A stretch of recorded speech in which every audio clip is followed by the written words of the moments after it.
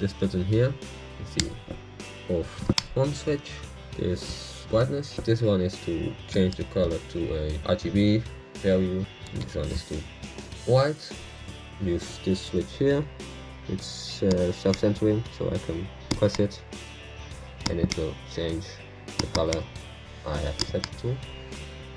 So if I press these two buttons at the same time, something fun will happen. It will go into party mode.